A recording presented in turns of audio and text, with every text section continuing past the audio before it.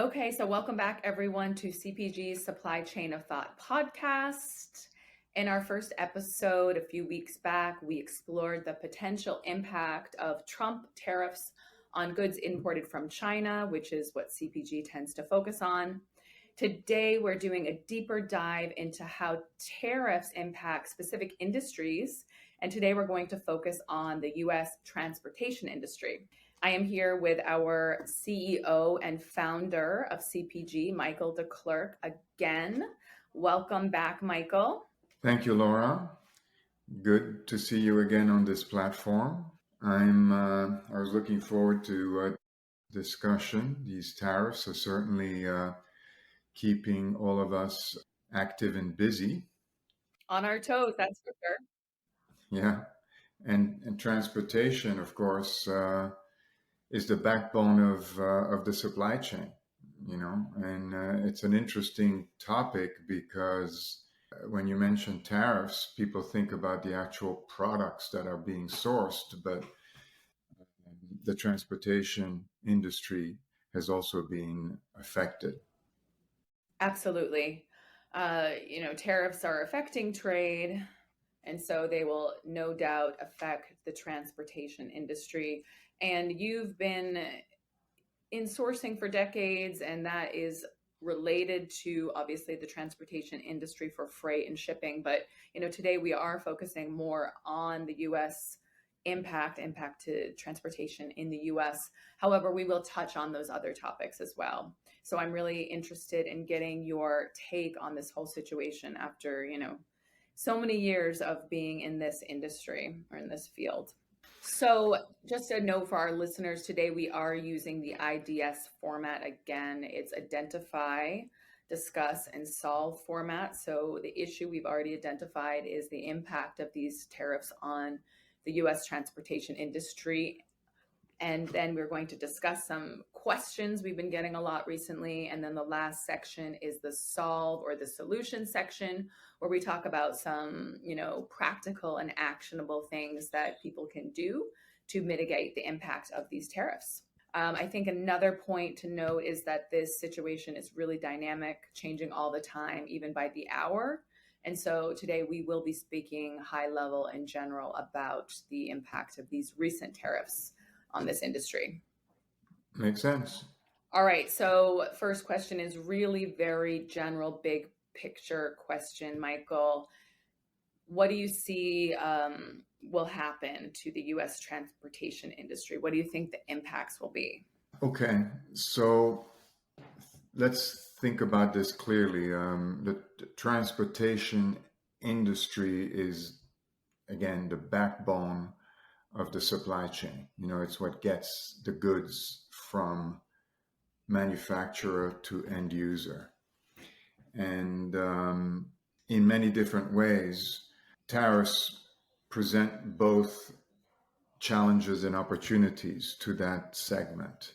If we reflect on both of these aspects, we can address first the negatives, right? And I think what we're looking at quite clearly is that there's a higher cost for vehicles and equipment. And that's directly linked to the product itself, which is being sourced outside of US borders and subject to tariffs, whether that product is a manufactured product or even, as we know now, the raw material itself, aluminum or steel, that will affect the cost of what the transportation industry is using in terms of equipment. So what you're saying basically is that tariffs levied against fully assembled trucks, that are coming into the United States, Volvo, Daimler, the prices will go up for those, but you're saying that the prices will also go up for trucks built in the United States because of the reliance on imported parts. Is that correct? That's correct. So, and again, if it's a big subject, and we're going to address general concepts. And in this case, we're talking about the trucking industry, the trucking segment, if you want, of the transportation industry. But you could argue that the same concept applies to shipping as well as airplanes and things like that. So, but you're correct. The U.S. transportation industry uses imported trucks, but also uses a lot of domestic trucks, and the tariffs will affect both. So you have U.S. brands like Peterbilt. They use some important parts, and they're going to be faced with higher production costs because of that. And so, made in the USA trucks will cost more to the end users, to basically the transportation companies. There's no way around that as far as we can see. It's a simple law of supply and demand. Yeah, and on that note, I think there will be a ripple effect because, fully assembled trucks are more expensive. Those made in the US are more expensive. Companies will be seeking to purchase used vehicles potentially, but more people will be doing that. So, supply and demand, the prices of used trucks and vehicles will probably be increasing also. Yeah, so used trucks, that's a very good point, Laura. So you would think that, I mean, the short term reaction is okay, so if all these imported new things are US made trucks and imported trucks are going to be expensive, I'll just turn around and buy used trucks. But that doesn't work either for the very reason that you mentioned, because the price of used trucks are going to go up because of this supply and demand rule. Okay, so we've talked about the increase in pricing for these essentially three different types of trucks and vehicles, those imported fully manufactured here and used. We're talking about the negative impacts right now, other things that you can think of in addition to price hikes. Yeah, I mean, it looks like we're going to have increasing fuel and operating costs, and that's going to be because of another aspects of traffic. You're going to have retaliatory tariffs from other countries. We can see that coming. We've already seen it, and it's another very specific impact on the transportation industry. And finally, the other element is the disruption of the supply chain, which now affects the products that are being bought. And once you disrupt that, then you're going to have issues related to freight costs, and you're dealing with a finely tuned transportation industry machinery, which is very efficient and therefore very cost effective. Once you start changing those dynamics, you end up with a higher cost, especially in the short term. If things stabilize over time, then the efficiencies come back in. Makes sense. Want expert insight on your supply chain? Schedule a free consultation with CPG Sourcing. CPG partners with companies across all industries importing from China. With over 46 years of sourcing expertise and a dedicated team on the ground, we help you secure high-quality products at the best price delivered on time.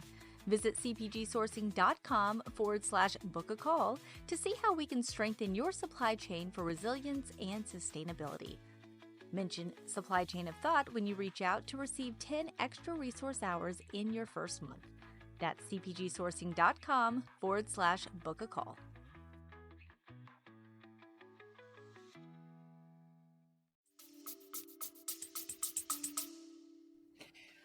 Now, how about some positives? We're talking about negatives right now. There has been some discussion about the fact that these tariffs have short-term positives, such as increased use of freight and domestic trucking and rail services, because people are trying to stockpile goods in the US. Do you see those as positives?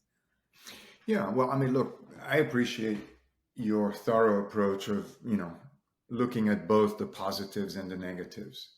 And from where I'm sitting, there don't seem to be a lot of positives, but it's a good exercise to explore. There's always two sides, right, to every coin. So what you brought up as a potential upside for the transportation industry is, I think, correct. There's going to be a stockpiling of goods, which is going to be beneficial in the short term to the transportation industry.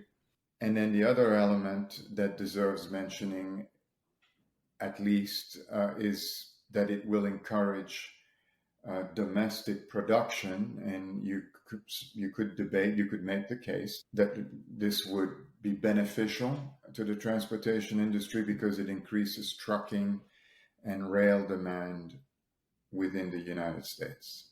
Right. Yeah. I think that that was the next point I was going to mention, because you did say there were challenges and opportunities. And so you're basically saying that some of the opportunities are that domestic in production in the United States could increase, and then domestic demand for the transportation industry will increase. Is that what you're referring to in terms of opportunities amidst these challenges? Well, I it's partially that. I think so. My attitude is, as you know, Laura, in life there are no problems, there's only opportunities. So when we look at tariffs and we say these are problems, we must also respond to the notion that there may be opportunities. In my view, these opportunities are best translated from a operational point of view from each company. In other words, companies are faced with a set of circumstances. How they react to those circumstances is where the opportunities arise for them. But if you look at tariffs per se, and you say, what are tariffs impacts on the transportation industries? Are there opportunities for that whole industry as a result of tariffs? I think those opportunities are very limited, and if you scratch yourself and you go deeper into that problem, the only opportunities, in my view, that you can point to are potentially, again, this whole concept of dealing with an increased traffic because people are trying to stockpile. That's a very short-term kind of blip. And in the longer term, assuming that it creates more domestic manufacturing, you could make the case.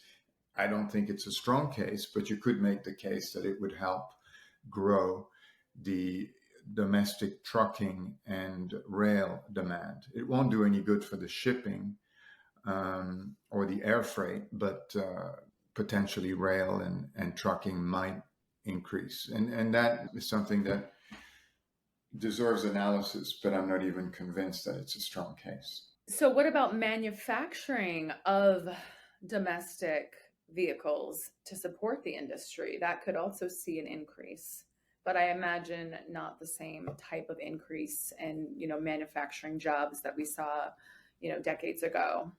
So you're saying manufacturing of trucks in the United States might benefit from?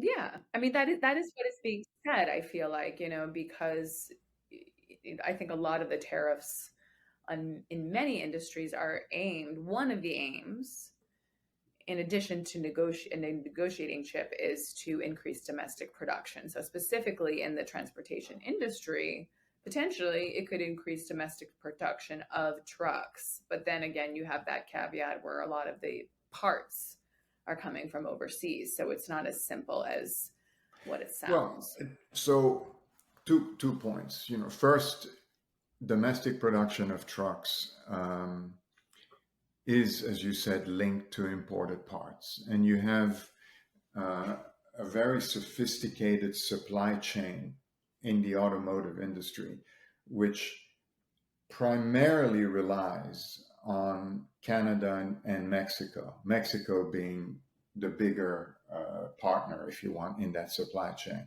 And you'll have like truck parts going in and out of those two countries more than once, and if you're going to have tariffs, that's going to totally disrupt that supply chain. That's one issue that causes, as I said earlier, the production of domestic trucks, companies like Peterbilt, brands like Peterbilt will end up having higher costs, and they will pass those on. And therefore, you could argue that that may make the domestic truck industry better or more profitable. But don't forget that the transportation industry is an end user of these trucks. So they're going to suffer. Doesn't matter if the trucking industry does well, the transportation industry is going to suffer because their costs are going to be higher. All right. Speaking of suffering, I think another question and that I'm hearing a lot lately is that basically the uncertainty surrounding the tariffs and what might happen is actually worse than the tariffs themselves. Because you've mentioned, with every challenge, there is an opportunity. And I think at CPG, we always take that approach. However, if you don't know what the reality will be, it's all uncertain. It's hard to know what strategy to take. So do you think it's true that the uncertainty is worse than the tariffs themselves? Yeah, in general, I think that the biggest problem about tariffs is the uncertainty. That's just my view about tariffs in general. So what do I mean by that? I mean that if you tell you what we're going to do, we're going to increase tariffs on this product by 10%, and the whole world knows that this is going to be the new rule for the next 10 years. Okay, that has little uncertainty. I mean, it creates this blip, but then after that, everybody settles down, and you can plan accordingly.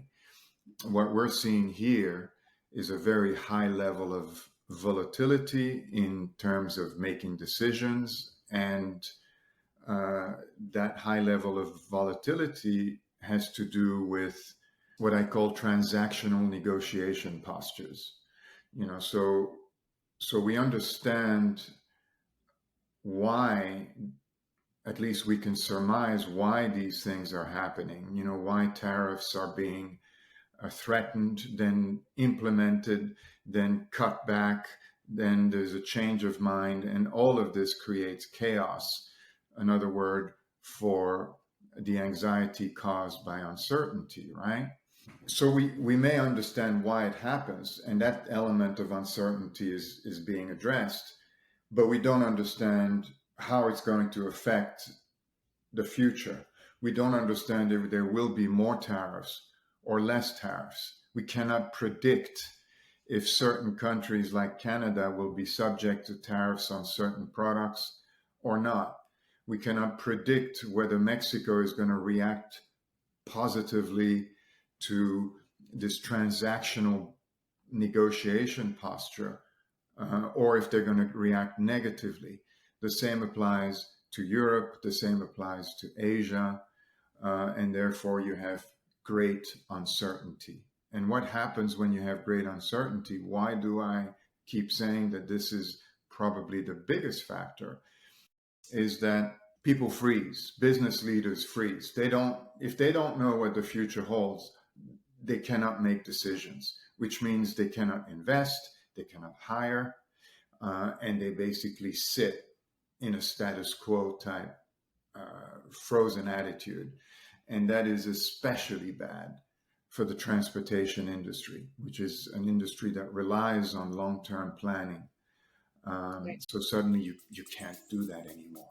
And that, in my view, is a very big problem. Thinking of switching suppliers? Let us review your options. We offer free benchmarking for all our podcast listeners. With a network of thousands of suppliers, why not see if you can get a better quality product at a lower price? Go to cpgsourcing.com/book a call to see how you can optimize your supply chain today. That's cpgsourcing.com/book a call.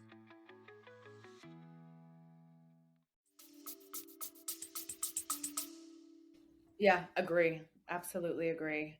And that's what I've been hearing, and that's what we've been seeing, I think, in our business as well. A lot of hesitation and just delaying of making big strategic decisions. So, how about let's just pretend, let's remove the uncertainty and assume, I guess is the word, worst case scenario. So, tariffs applied across the board. This has already happened. 25% tariffs on steel and aluminum from every country, for example. So, just assume that they're going to happen. It's going to be the worst case scenario. Who absorbs the costs in the transportation industry in the United States? Who do you think will be the primary sort of stakeholder that absorbs the costs? Well, I mean, again, when you have, you just mentioned, 25% tariffs on steel and aluminum from everybody, and we are told that it's going to make things cheaper, but that to me is patently absurd, right? Obviously, let's be clear. You increase tariffs on steel and aluminum, all products that require and use those materials will go up in prices. Domestic US industries that will thus be protected from competition will raise their prices.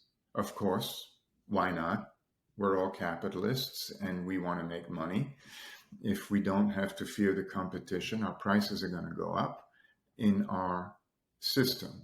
We don't have an authoritarian regime that dictates what our pricing is allowed to be. Therefore, prices will go up. But that's just a comment on those commodity tariffs on commodities such as steel and aluminum. Mm-hmm. Specifically, if we're going to, if you talk about, how do tariffs impact in general. And who absorbs the costs? Well, again, if demand is inelastic, if you don't have alternatives to your current product or services, then costs will inevitably get passed on to the consumers, right? Can you give me some examples of those inelastic demand in this industry, just to make it crystal clear for everyone? Yeah. So as we spoke about earlier, if you have higher prices for, say, imported parts, and you don't have a choice, you have to import them. That's inelastic, and that's going to create higher trucking, rail, and shipping costs because these are the industries that are consuming these products. Now, alternatively, you have the possibility that the demand is elastic, which means there are alternatives. It's a bit like if you say, okay, well, if trucking prices go up, I've got rail. So that you have a more elastic situation. And in that case, companies may be willing to absorb costs. In other words, the trucking company is going to say, well, I'm not going to pass on all of my costs because I'm going to lose business to the rail industry. And therefore, in that case, companies are going to be willing to absorb some of these tariff costs. Okay, so demand is essentially elastic when there are other options, so people can go elsewhere. Correct. And inelastic when there's few choices, few alternatives. That means increase in costs will increase prices for the end user. Yeah, and one way to reflect on this is when I say demand is inelastic, it also means that all players are confronted by the same problem. And again, when you talk about passing on costs, the big factor is this going to impact my market? Am I going to lose business if I increase costs? Right. If all my competitors also are faced with the same issue, then I'll pass on the cost, and they will too, because there's that inelasticity. We don't have a choice, in other words. So looking on an international level, because we are focused on the U.S. transportation industry, but this is related to transportation partners, companies carrying goods, freight companies, and I assume they're going to be in the same boat as well. They're going to be feeling this impact of these higher prices and costs as well, even though they might get a temporary boost in demand. Yeah, I mean, look, all carriers, all transportation carriers are going to be affected by tariffs. They are already affected by tariffs. And it doesn't matter, there could be companies like JB Hunt in trucking, Union Pacific in rail, Maersk, Danish firm in sea freight, and even FedEx, which is a big player in a segment of the transportation business, will have to deal with increased costs. And they do have to deal with them in several different ways. The costs from tariffs hit them in different ways. And those ways are, you can pretty much think of them in terms of higher equipment costs, Yep. rising fuel prices, and shifting supply chains. And that'll apply to the whole transportation industry, as we mentioned earlier. Yep, absolutely. So another hot topic right now is really the tariffs on our neighbors, Mexico and Canada, and the impact of those tariffs on our neighbors, and the comparison of the impact to China. So how will Mexico and Canada be impacted differently than China, for example, that has also been hit with new tariffs? They're for many goods at 50% now, other goods 100%. Well, it's a very good question, Laura. I mean, people who simplify kind of think, tariffs are tariffs. It makes no difference if it's Canada or China, but in reality, it makes a very big difference. And the very big difference has to do with the reason for tariffs and the geopolitical factors that control those reasons. So the administration has to consider who they're applying tariffs to. And obviously, Canada and Mexico, who are US allies and neighbors, benefit from strong geopolitical connections. They're allies, they're neighbors. And that translates over decades into an intricate supply chain connectivity, if you want, that has been well established over a very long time. China doesn't have that ally and neighbor benefit. China is far away. And the potential reluctance, if you want, that the administration may have in regard to Mexico and Canada is not going to be manifest in the same way in China. It'll still be there, but for a different reason. So I think it's clear how Canada and Mexico are intricately linked to the US economy and to the US supply chain. And I think it's very clear how that affects the transportation industry in the United States. Mm-hmm. One element that is obviously different is that the trucking industry benefits from Canada and Mexico. Trucking industry doesn't really benefit as much from China. It only benefits in the sense that it picks up merchandise at the port and sends it to inland destinations. But again, the geopolitical factor is the big differential here. And just to be clear, on the China side, there is one element of geopolitical import, and that is the China market that appeals to US industries. So there is a very large amount, if you were to tabulate, there's a very large amount of business done by US industries like Walmart, Tesla, Pfizer, in China. And when I say very large amount, you're looking at $600 billion of business done by US companies in China. So that creates that kind of link.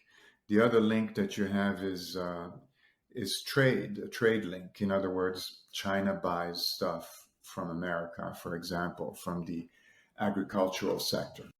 And so when you're confronted by a tariff regimen of the administration, and you're trying to, again, figure out the impact of that tariff, there's going to be a very different behavior in respect to Canada and Mexico than there will be with China.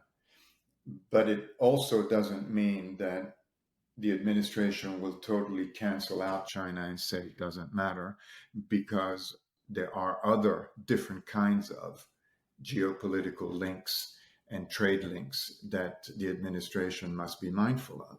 You know, it's an interesting point because even if they wanted to eliminate China, let's think of the transportation industry and manufacturing vehicles and trucks. There's been a push to manufacture in Mexico to reduce reliance on China. However, what I think many people fail to understand is that a large percentage of those components and raw materials still come from China. So there still is that reliance on China.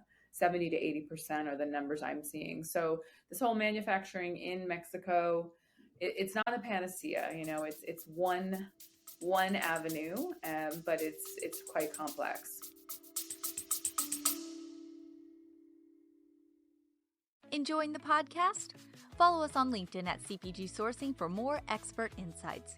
Got a sourcing question? Drop us a message on LinkedIn and we might answer it on the show. That's linkedin.com/company/CPG Sourcing.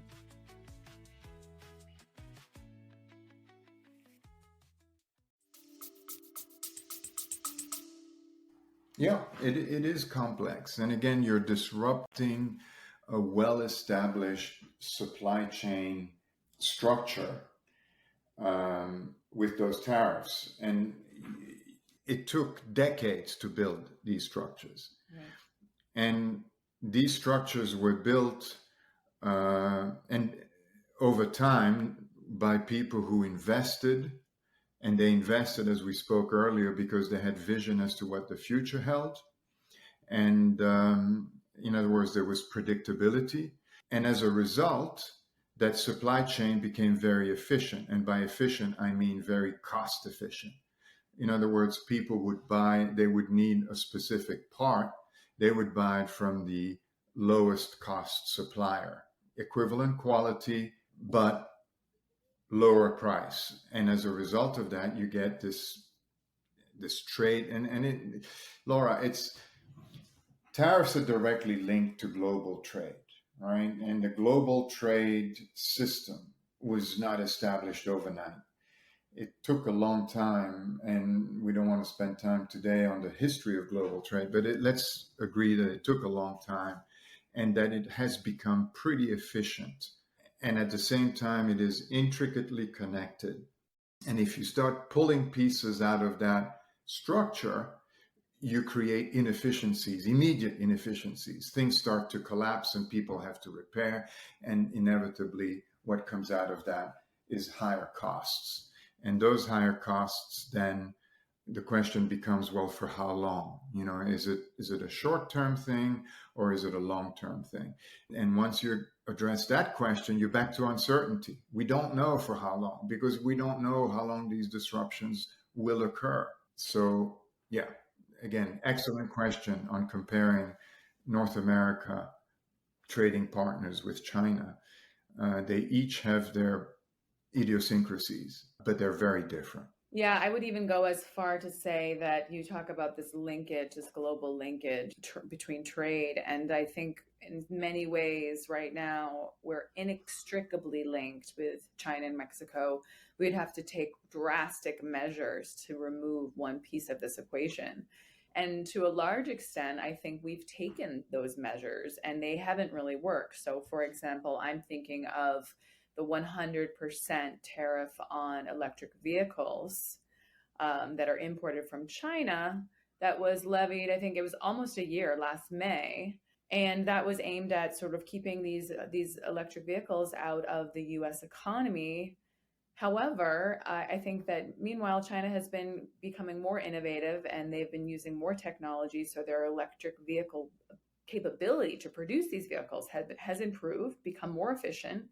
And even with 100% tariff on these vehicles, they're still cheaper than Teslas and European electric vehicles. So, this attempt to sort of remove this one big piece, this link to China and goods sourced from China and parts, it sort of backfired in my mind, because as a result, their manufacturing has just continued to become increasingly efficient. Yeah. Well, I mean, what you're bringing up, Laura, which is interesting, is intent, right? And the intent of the administration has been expressed quite clearly. And on the one hand, there is this whole concept of, reshoring. We want to make everything in America. On the other hand, there is a punishment element. We want to punish we don't want the Chinese automotive industry to be better than ours. And so the way that we're going to do this is we're going to shut our markets from them. We're going to punish them. This way, our automotive markets are going to become stronger. Our automotive manufacturing is going to become stronger. But in my view, that philosophy is incorrect. In other words, the more you nurture and protect your own industries and protect them from competition, the less efficient they become, the less innovative they become.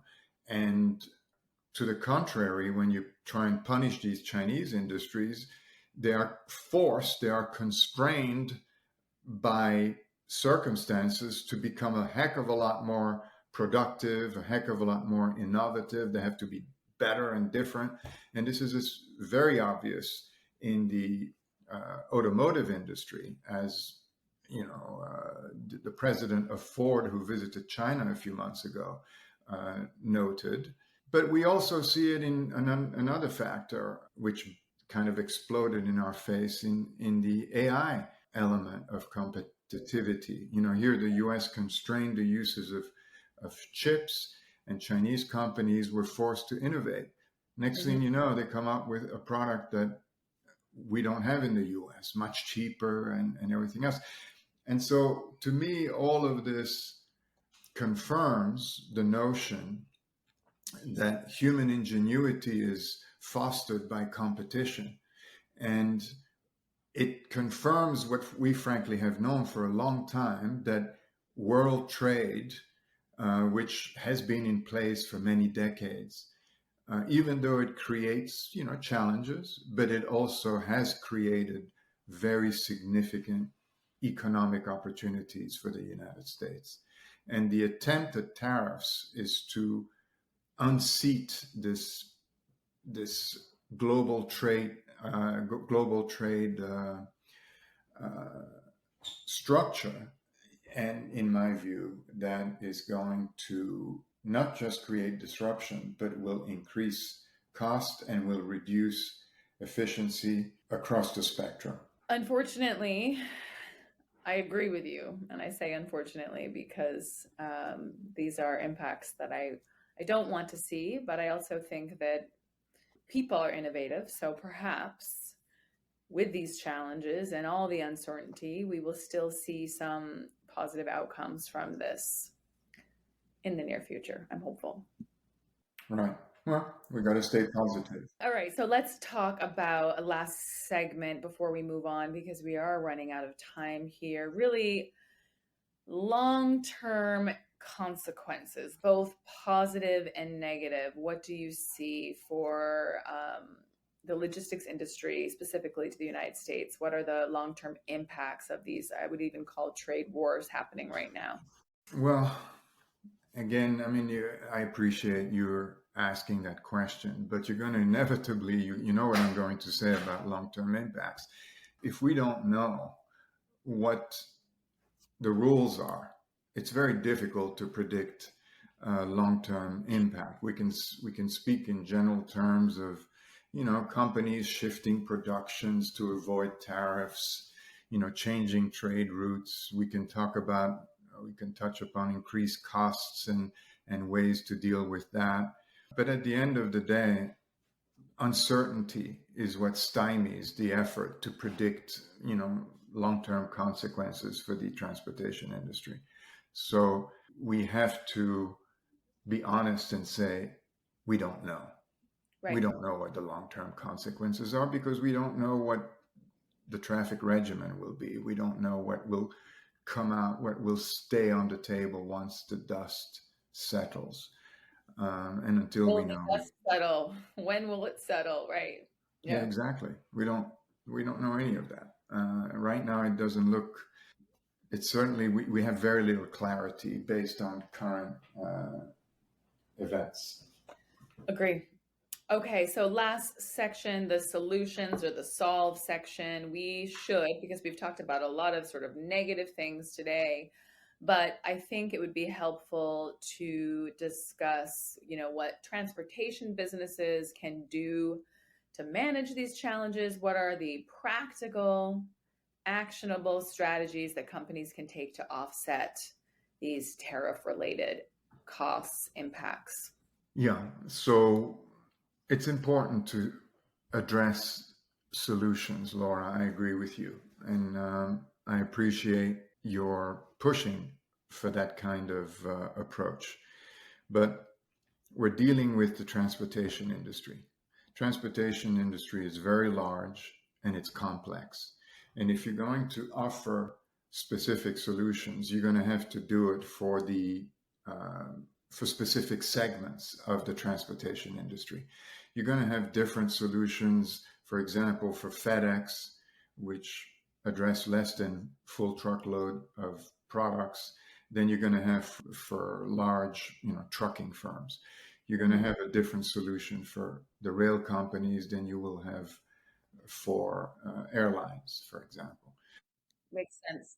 And if you were to think of for each of these industries, within these industries, you would do a pretty in-depth analysis of the dynamics of that industry in order to come up with a sensible solution package, if you want. And that by far exceeds the scope of this podcast. But if we're going to stick to, if you want, procedural solutions, then we can examine the elements that we spoke about, and we said, okay, well, one of the problems of tariffs is going to be higher equipment costs. So what are the general solutions there? Where you have one solution is negotiate better pricing with your suppliers.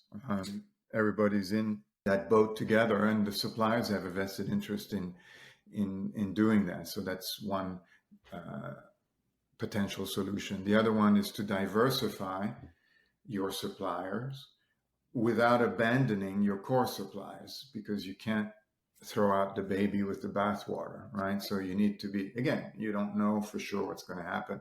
So you keep what's working and you explore alternatives.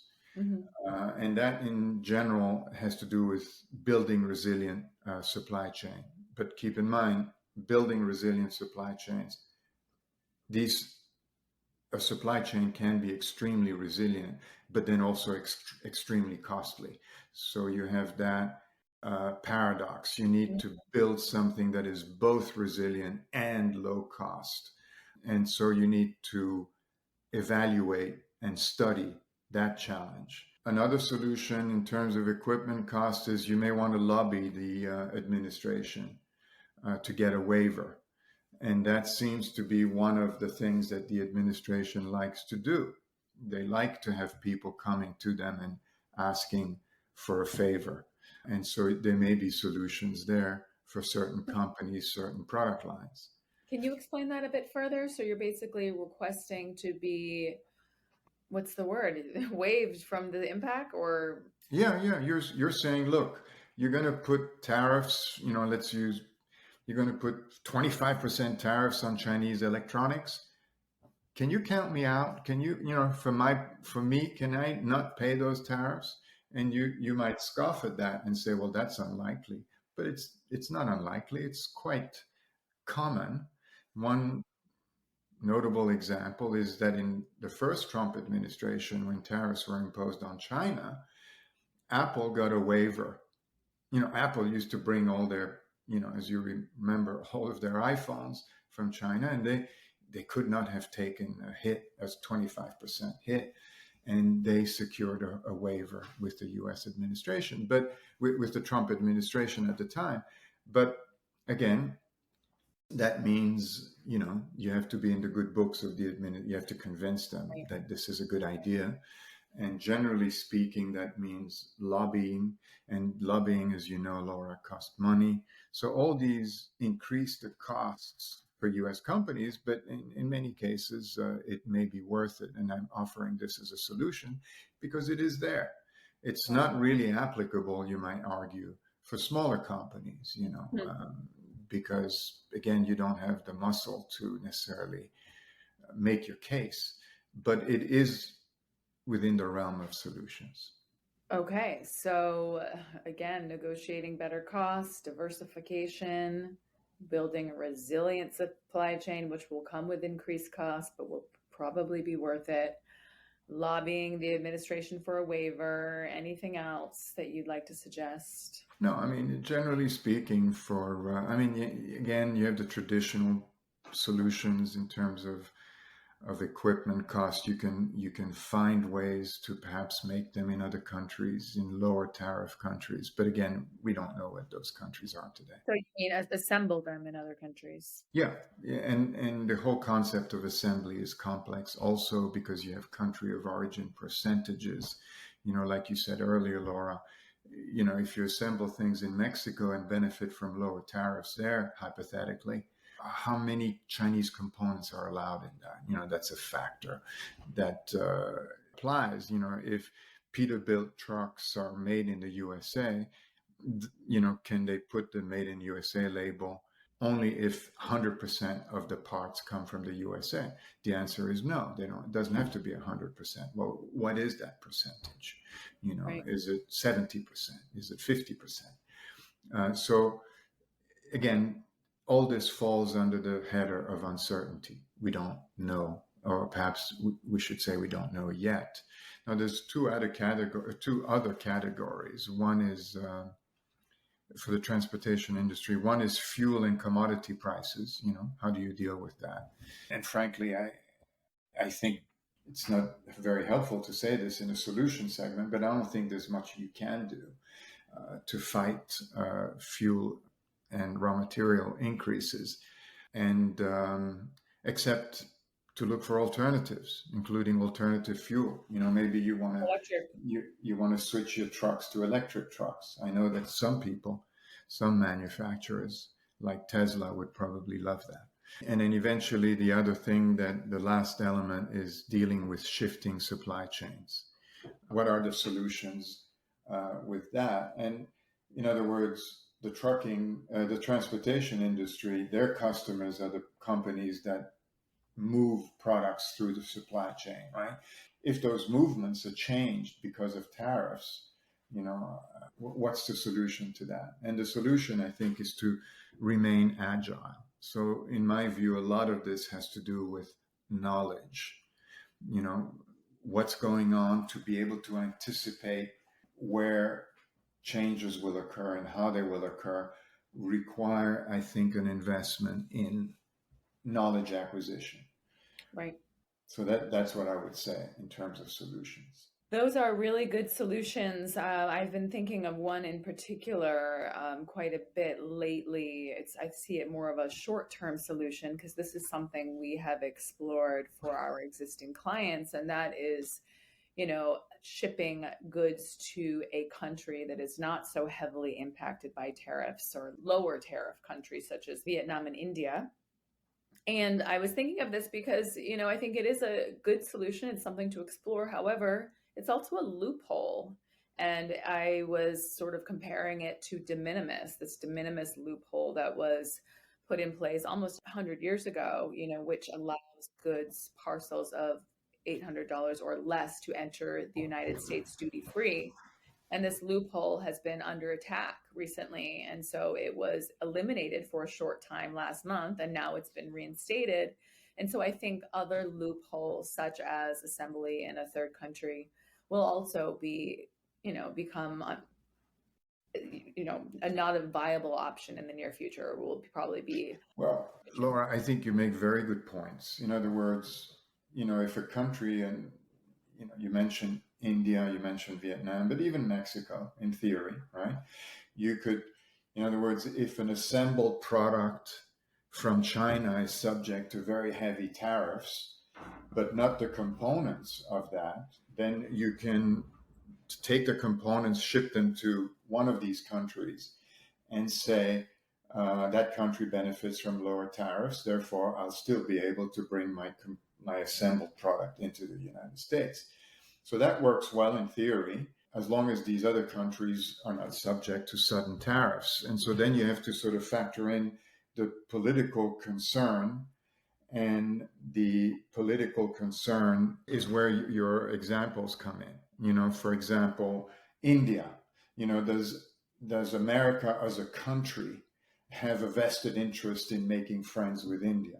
If you anticipate that the answer is yes to that question, then you may want to, and this is back what I said about agility and knowledge seeking.